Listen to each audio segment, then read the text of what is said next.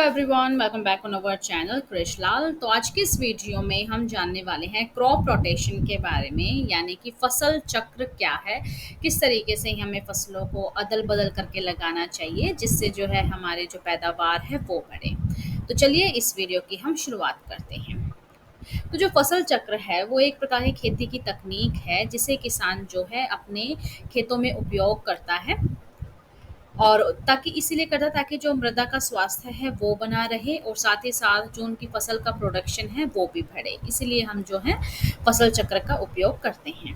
अब बात आती है कि फसल चक्र क्या है। देखो, नाम से आपको पता चल रहा होगा, फसल प्लस चक्र है ना, यानी कि फसलों का अदल बदल करके उगाना। यानी मतलब ये है कि एक ही खेत में अलग अलग सीजन में अलग अलग फसलों का अदल बदल करके उगाना, इसे हम फसल चक्र कहते हैं। और इसका मुख्य उद्देश्य ये होता है कि जिससे मृदा की उर्वरता जो है वो बनी रहे, इसलिए जो हम फसल चक्र का उपयोग करते हैं। अब फसल चक्र का उद्देश्य क्या है? सबसे पहली बात है कि उत्पादन में वृद्धि हो। अगर हम फसलों को अदल-बदल करके लगाएँगे तो जो उत्पादन है वो बढ़ेगा, ताकि किसान को अच्छा मुनाफ़ा होगा और साथ ही साथ मृदा की जो उर्वरता है वो भी बनी रहेगी। मिट्टी जो है उसमें अच्छे जो न्यूट्रिशन है वो बने रहेंगे, ताकि वो फसलों को मिलेंगे और फसल जो है अच्छे प्रकार से ग्रो करेगी। साथ ही साथ पर्यावरण में संतुलन है वो भी बना बना रहेगा और जो भूमि है वो खाली नहीं रहेगी, ठीक है? भूमि जो परती या फिर खाली नहीं रहेगी और साथ ही साथ निरंतर उत्पादन हमें मिलता रहेगा, ताकि खेत में हम अलग-अलग तरीके की फसल उगाएँगे तो कंटिन्यू जो है प्रोडक्शन हमें मिलता रहेगा। फसल चक्र के सिद्धांत क्या हैं? क्यों हम फसल चक्र को उपयोग में लाते हैं? अधिक पोषक तत्व चाहने वाली फसलों के बाद में कम पोषक तत्व चाहने वाली फसलों को लेना। कहने का मतलब ये है कि एक बार में अगर हम ज़्यादा पोषक तत्वों वाली फसलों को उगाते हैं तो उसको फिर रोटेट करके, यानी कि दोबारा हमें उसको नहीं उगाना, दोबारा हमें जो ऐसी फसल उगानी है जो कम पोषक तत्व लेती है। अब इससे किसानों को फ़ायदा क्या होगा? इससे होता यह है कि अगर आप लगातार अधिक पोषक तत्व चाहने वाली फसलें उगाते हो, जैसे कि धान है, कपास है, तो मृदा की जो उर्वरता वो नष्ट होने लगती है। इसीलिए अधिक पोषक तत्व मांग वाली फसलों के बाद में आपको कम पोषक तत्व मांग वाली फसलें उगानी चाहिए, जैसे कि चना है, उड़द है, अरहर है ये, ताकि क्या हो, दोनों के दोनों यानी मिट्टी की जो उर्वरता शक्ति है वो बनी रहे, उसके जो न्यूट्रिशन है वो खत्म नहीं होने चाहिए। तो इस तरीके से आप क्या कर सकते हो, जो फसल है वो उगा सकते हो। साथ ही साथ है कि दलहनी फसलों की जड़ों में नोड्यूल्स होते हैं जो वायुमंडल में नाइट्रोजन को मृदा में स्थिरीकरण का काम करते हैं। कहने का मतलब जो दलहनी फसलें होती है ना, उनमें क्या होता है, नोड्यूल्स जो उनकी जड़ों के अंदर होते हैं, ठीक है? और उससे क्या होता है, जो नाइट्रोजन फिक्सेशन का काम होता है, अब उससे क्या होता है, जो मृदा की उर्वरता है ना उसमें वृद्धि होती है। तो इसलिए दलहनी फसलों के बाद आपको दलहनी फसलें ज़रूर उगानी चाहिए, जिससे जो मिट्टी में क्या है, नाइट्रोजन की क्षमता जो है वो कम ना हो। जैसे कि खरीफ में सोयाबीन आप उगा सकते हो, खरीफ की फसल में आप सोयाबीन ले सकते हो और रबी की फसल में आप गेहूँ की फसल उगा सकते हो, ठीक है? इस तरीके से आप ऐसा कर सकते हो। साथ ही साथ आप उथली जड़ वाली फसलों के बाद गहरी जड़ वाली फसलें भी उगा सकते हो। कुछ फसलें ऐसी होती हैं जिनकी जो जड़ें हैं वो गहरी होती हैं, कुछ होती है जिनकी जड़ें कम गहरी होती हैं। तो इससे क्या होगा, आपको पता है कि जो पौधे हैं वो जड़ों से ही अपने पोषक तत्व लेते हैं। ये हम पानी देते हैं वो मिट्टी में जड़ों में ही डालते हैं ना, तभी तो सारे के सारी यानी जड़ों से, तनों से, पत्तियों के पास पहुँचते हैं, है ना?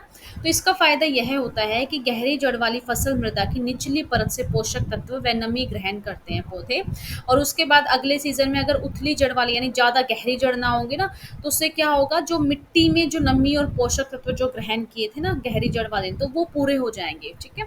जिससे दोनों क्रमबद्ध फसलों के लिए पोषक तत्व व नमी पर्याप्त जो है मिट्टी को मिलती रहेगी, यानी मिट्टी की जो उर्वरता की शक्ति है वो बनी रहेगी। देखो, उथली जड़ें ऐसी होती हैं जिनकी ज़्यादा मिट्टी में जड़ें नहीं होती हैं, और गहरी जड़ वाली होती हैं, देखो कि यहाँ इस लेयर में भी मिट्टी में जड़ें हैं और गहरी हैं, यानी देखो अंदर कितना नीचे तक जाके जो है जड़ें इसके अंदर हैं। इसलिए हम ऐसा कर सकते हैं। साथ ही साथ आप क्या कर सकते हो, अधिक जल मांग वाली जो फसलें हैं उसके बाद कल कम जल मांग वाली फसलें उगा सकते हो। देखो, आपको पता है कि धान को जो है हमेशा पानी भरा रहना चाहिए खेत में, है ना? तो उसमें क्या है, बहुत ज़्यादा पानी लगता है, हमेशा पानी खड़ा रहना चाहिए, अधिक जल मांग है। और ऐसी कुछ फसलें होती हैं जिनको ज़्यादा सिंचाई की, ज़्यादा पानी की ज़रूरत नहीं होती है, तो ऐसा हम कर सकते हैं, उनको बार-बार करके उगा सकते हैं। एग्ज़ाम्पल हम देख सकते हैं कि खरीफ में जैसे धान है और रबी की फसल में आप चना ले लो। अगर लगातार अधिक पानी चाहने वाली फसलें उगाओगे तो मृदा में जो लवण लीचिंग है, ठीक है, उससे क्या होगा, वो नीचे चला जाएगा। तो उससे क्या हो गया, आपकी जो मृदा है ना वो एसिडिक हो जाएगी, ज़्यादा अम्ल हो जाएगा। तो इसीलिए आपको क्या करना है, इन दोनों को स्वैप करना है, यानी अधिक जल मांग के बाद कम जल मांग वाली फसलें आप उगा सकते हो। एग्जाम्पल देखिएगा, खरीफ में धान है और रबी में चना है, ऐसा आप कर सकते हो। साथ ही साथ अधिक जड़ फैलने वाली और फसलों के बाद आप कम जड़ फैलने वाली फसलें आप उगा सकते हो। इससे क्या होगा, जिन क्षेत्रों में जिस सीजन में मृदा क्षरण सॉइल इरोजन क्या होगा, जो पानी के साथ मिट्टी का बहाव होता है, तो उससे अधिक जड़ फैलने वाली फसल या फैलने वाली जो फसल है उसको मतलब लगाकर आप कम कर सकते हो, कम फैलने वाली फसल लगा के। इस तरीके से आप देख सकते हो इस फोटो के अंदर कैसे जो है कम फैलने वाली फसल और अधिक फैलने वाली फसल आप देख सकते हो। अब इससे आगे बात आती है फसल चक्र के प्रकार। कितने प्रकार की जो है आप फसल चक्र कितने प्रकार से कर सकते हो? तो 3 तरीके से आप कर सकते हो। एक तो 1 वर्षीय होता है, एक द्विवर्षीय होता है आपका, और एक आपका बहुवर्षीय होता है, ठीक है? तो इसमें जो है 1 वर्षीय में क्या होता है, ऐसी फसलों की अवधि एक ही सीज़न में पूरी हो जाती है। जैसे कि पहले आप धान कर लो और फिर आप चना लगा लो। द्विवर्षीय में क्या होगा, इसमें अलग-अलग अवधि वाली फसलें ली जा सकती हैं, जैसे 1 वर्ष अवधि वाली या 1 सीज़न वाली ले सकते हो। जैसे कि सोयाबीन ले लिया आपने पहले, फिर आपने गेहूँ ले लिया, फिर मूँग उगा लिया, मक्का, चना, यानी कि फसलें जो हैं 2 साल तक आपने रिपीट ही नहीं की। और बहुवर्षीय वाली फसलें क्या होती हैं, इसमें लंबी अवधि वाली फसलों को भी शामिल किया जा सकता है। जैसे पहले गन्ना उगा लिया, जैसे मक्का है, फिर चना उगा लो, तरबूज है, जायद फसलें जो होती हैं, सोयाबीन है, गन्ना, पेड़ी, उड़द, ऐसे करके जो है, यानी कि फसलों को रिपीट ना करो ताकि उसकी जो मृदा की जो शक्ति है वो बनी रहे। अब फसल चक्र हम करते तो हैं, लेकिन इसका लाभ क्या होता है, इससे हमारी खेती में क्या लाभ होगा, तो वो लाभ हम जानते हैं। सबसे पहले फसल रोटेशन से मृदा की स्वास्थ्य में सुधार आएगा, जिससे अलग अलग फसलें अलग अलग पोषण तत्वों वाली उपयोग करती हैं, तो मिट्टी जो है पुनर्जीवित हो जाएगी, यानी मिट्टी में जो पहले से अधिक जो है क्षमता आ जाएगी। साथ ही साथ इससे क्या है, पर्यावरण का संतुलन है वो भी बना रहेगा। और फसल चक्र से क्या होगा, उत्पादन में भी वृद्धि मिलेगी आपको, और खरपतवार जो है उनमें भी रोकथाम होगी, और साथ ही साथ आपको खरपतवार को नष्ट भी कर देना चाहिए। और जो मिट्टी है उसका पीएच लेवल बना रहेगा, यानी कि ना तो ज़्यादा अम्लीय होगी ना ही ज़्यादा क्षारीय होगा, यानी मिट्टी में जो है सुधार होगा। और भूमि को खाली नहीं छोड़ा जाएगा। साथ ही साथ कोई ना कोई जो फसल है उसमें लगती रहेगी, रबी की फसल अलग, फिर उसमें मौसमी जायद फसलें आती हैं वो अलग, जिससे क्या है निरंतर जो उत्पादन है वो मिलता रहेगा। और भूमि में विषाक्त पदार्थ एकत्र नहीं होने पाते, यानी कि जो भी विषैले पदार्थ होते हैं वो उसमें इकट्ठे होंगे ही नहीं। और लास्ट में खाद एवं उर्वरक की कम आवश्यकता, ज़्यादा आपको फर्टिलाइज़र की ज़रूरत नहीं पड़ेगी, जिससे आप गोबर की खाद भी काफ़ी अच्छा ऑप्शन है, वो आप यूज़ कर सकते हो। दलहनी फसलें जो है नाइट्रोजन की पूर्ति कर देती हैं, ठीक है, जिससे मिट्टी में नाइट्रोजन की पूर्ति हो जाती है, जिससे अगली फसल में अगर नाइट्रोजन की ज़रूरत है तो आपको अलग से नाइट्रोजन का छिड़काव करने की ज़रूरत नहीं मिलेगी, वो उसको क्या मिल जाएगा, जड़ों से ही उसको मिल जाएगा। तो इस तरीके से जो है फसल चक्र के लाभ होते हैं। अब फसल चक्र को अपनाते समय हमें किन किन बातों का हमें ध्यान रखना चाहिए वो हम जानते हैं। सबसे पहले फसल चक्र अपनाते समय हमें इस बात का ध्यान रखना चाहिए कि एक ही तरह की फसल या एक ही गुण वाली, जिनका गुण एक होता है वो वाली फसल हमें नहीं लेनी है, क्योंकि जिनका गुण एक होगा तो सारे जो पोषक तत्व हैं वो तो नष्ट ही हो जाएंगे ना। और फसल चक्र का अर्थ तो तभी निकलता है ना कि जब हम अलग अलग गुणों वाली फसलों को उगाते हैं, जैसे मिट्टी में जो जो पोषक तत्व की कमी है वो पूरी हो जाए। इससे मिट्टी में पोषक तत्वों की कमी आती है और कीड़े लगने की आशंका बढ़ जाती है अगर आप एक ही गुण वाली फसल लेते हो तो। जैसे कि यदि आप खीरे की फसल लेते हो, जैसे आप अपने खेत में आपने खीरा लगाया, तो उसके बाद आप तरबूज लगा लो। तरबूज या खीरे की फसल आपको नहीं लेनी है, सॉरी। अगर आप खीरा लगाते हो तो उसके बाद तरबूज खरबूजे की फसल नहीं लेनी है। वहीं अगर आप फूल गोभी उगाते हो तो उसके बाद आपको पत्ता गोभी या ब्रोकली नहीं लेनी है, क्योंकि ये सेम कैटेगरी की आती हैं। इसके अतिरिक्त यदि आप आलू उगाते हो तो उसके बाद आपको टमाटर की फसल नहीं लेनी है, ठीक है? इन बातों का आपको ध्यान रखना है। अब क्यों ज़रूरी है फसल चक्र? यानी कि हमें अपनी खेती में फसल चक्र क्यों शामिल करना चाहिए? इससे हमें क्या फ़ायदा होगा? ऐसा क्यों ज़रूरी है? तो देखिए, फसल चक्र के अनुसार एक ही ज़मीन पर बदल-बदल कर फसल लगाने का नियम यानी ये कहता है कि एक फसल की कटाई के बाद मिलती-जुलती आवश्यकता और एक ही प्रजाति की फसल हमें नहीं लगानी चाहिए। इससे क्या है, मिट्टी की जो उपजाऊ शक्ति है वो कमज़ोर होती है और भूजल यानी कि मिट्टी के अंदर जो पानी की क्षमता है वो गिरने लगती है। और फसल के कम उत्पादन के पीछे ये भी कारण होता है, यानी कि ये भी एक मुख्य कारण है।